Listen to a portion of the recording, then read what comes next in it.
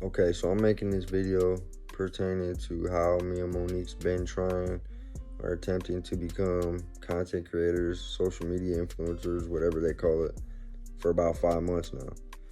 She kept telling me when I first came home that people was interested in watching people's lives who've been to the penitentiary or had a rough life, made bad choices, tried to turn their life around.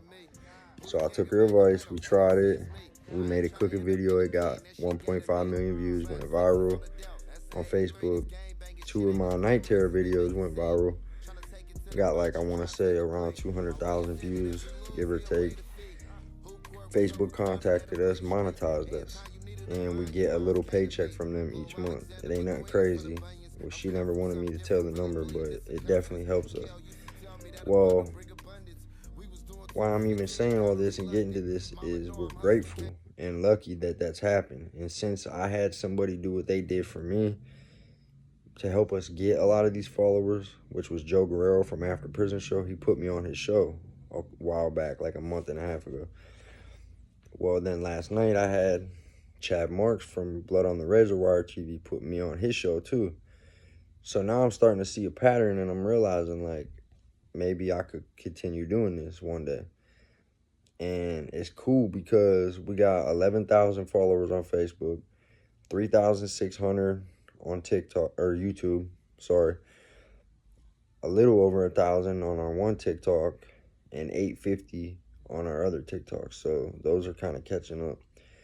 But anybody that would want to do an interview to put their story out there, even though our TikToks ain't jumping like we would want them to be, if I posted them to Facebook and YouTube, at least a lot of people have a chance of seeing your story. It doesn't mean that they'll like it. I don't know if it'll be a fire video or, good content.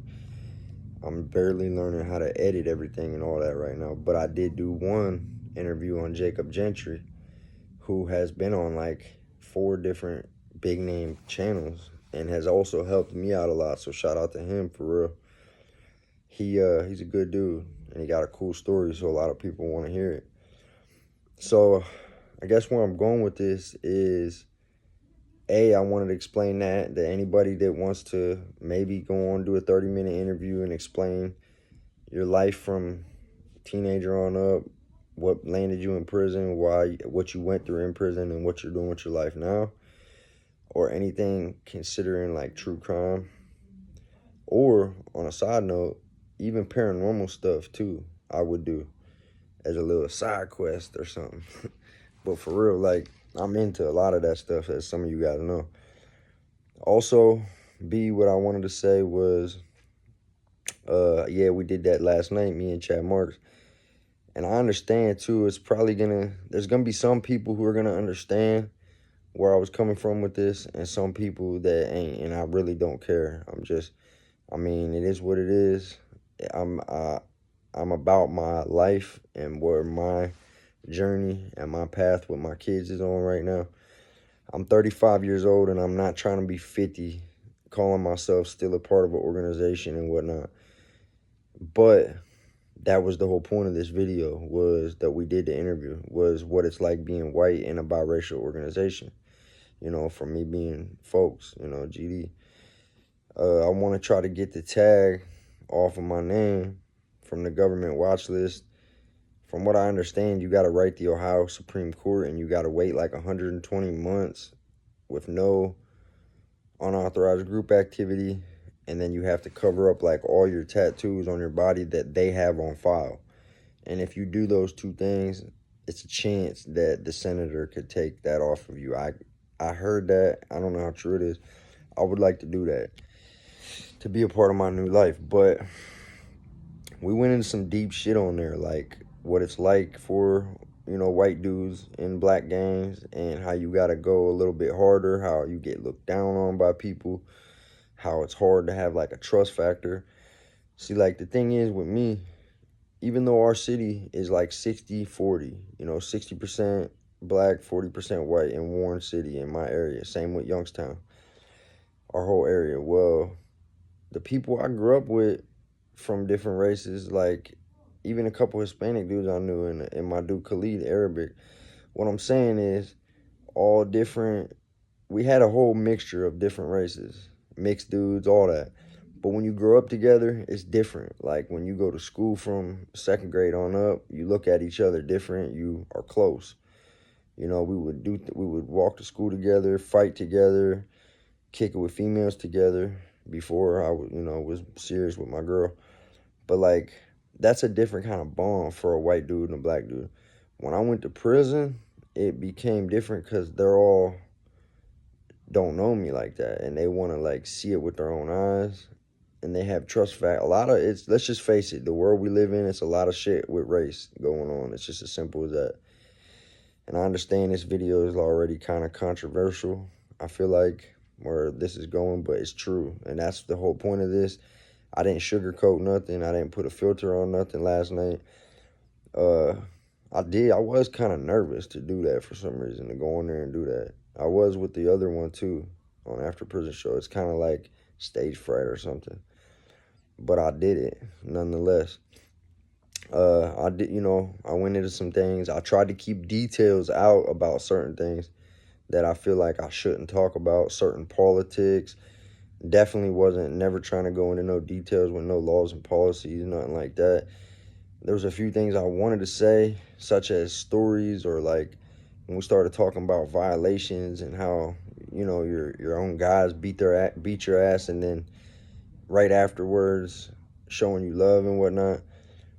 I couldn't go too far into detail with that without exposing things that outsiders don't need to know. So it was kind of like a gray area I had to try to tiptoe around, but he wanted to talk about that. He wanted to talk about the gang shit, so we did that. But pretty much, I just want y'all to know that, yeah, that was a part of my life. I still got my tattoos on me, 3 different spots on my body. I still have a lot of good memories, a lot of bad memories, but at the same time, I did what I did and took the steps that I did to be considered off count and inactive, and I got a cracked rib and a concussion from that. But I did it, and it is what it is. My girl asked me to do that.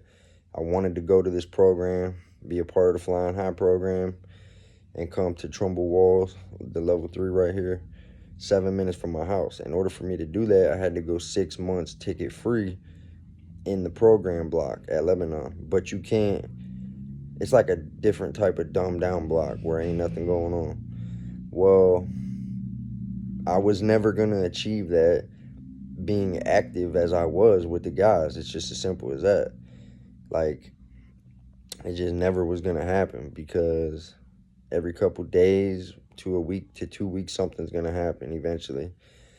And when it does, you're always going to be in the mix of everything. So that's why Monique would get so mad at me. Like, why you keep calling me from the hole?